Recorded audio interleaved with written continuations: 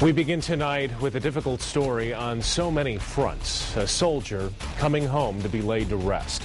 Sergeant Amanda Sheldon's body is being brought back to West Michigan at this hour.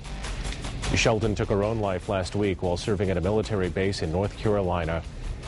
Her death is part of a growing problem among our nation's fighters as the number of them committing suicide continues to rise.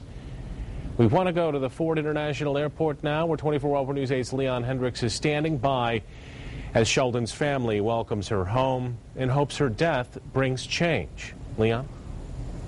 That's right, Brian. The family had been gathered here. They just went to take their position on the tarmac for when Sergeant Sheldon's body arrives. Right now behind me, you can see the Patriot Guard riders have lined up. They will be escorting the body back to Ionia County, where Sergeant Sheldon will be laid to rest. Sergeant Sheldon's family requested all of this. They requested and they wanted to talk about what Sergeant Sheldon went through.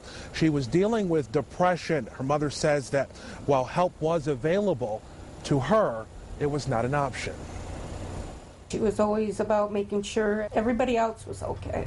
And she did it at home and overseas while serving this country as a sergeant in the Army, a soldier for nearly 6 years who had a penchant for excellence. She had set goals, and she was determined to reach those goals. At 19 years old, Amanda Sheldon surprised her family with an announcement that she'd be changing from a career in banking to one in the military. That was a shocker. She just come home one day and said, "Mom, I think I'm going to join the Army."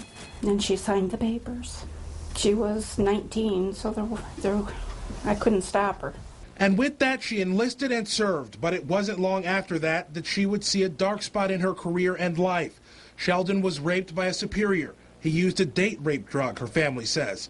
The suspect was discharged from the Army and criminally convicted. Amanda sought help from the military counselors and had begun to heal from the situation. But it wasn't the last time that she would hear of it. When Amanda was up for promotion, she was asked why she needed to go for counseling. What was your reasoning for needing counseling? She answered, got her promotion, but that questioning Sheldon did not want to experience again. To her, that made counseling out of the question in her future. Recently, she needed it again. She had decided that she would leave the military after her last year and go to college and start a life outside of the military with a new love. But she had planned to go with her unit to Afghanistan first. Then she got the devastating news that in order for her to deploy, that she would have to re-sign and commit 2 more years to the military. She didn't want to and made the difficult decision to stay back. She'd met a new love of her life, and it was either stay here with him or deploy. And, and either way, whatever decision she made, she was letting somebody down. Amanda never came to grips with that decision and entered into depression. Her mom urged her to get help from counseling, but to Amanda, that was not an option. I know that when our children join the military, they go through training to make them strong. And we just need to let them know that it's okay to be weak. Last week, Amanda's mom got the news that Amanda had taken her own life, feared that the help she needed would cost her, something her mother hopes won't happen to someone else. She was a beautiful girl that deserved to live life to the fullest. And I'd say she got cheated out of that. While she hopes her death spurs change, she now prepares to honor her daughter's life. Just like any other soldier, whether she died in combat or any other way, she's still a fallen soldier.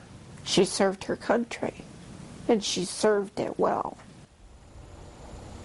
The military is, of course, taking a very active look at suicides as those numbers continue to grow. We want to show you what those numbers are. As you can see, the number of suicides in the military have risen dramatically over the past decade, from less than 200 in 2001 to more than 300 last year.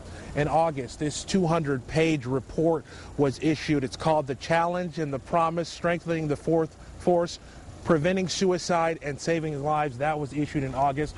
It's a more than 200-page document that details what the military is doing to prevent these types of things from happening to others that serve our country.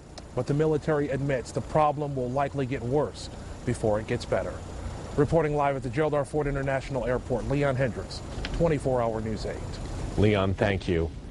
If you or someone you love are struggling with depression or suicidal thoughts, we have compiled resources where you can find help. They're at woodtv.com.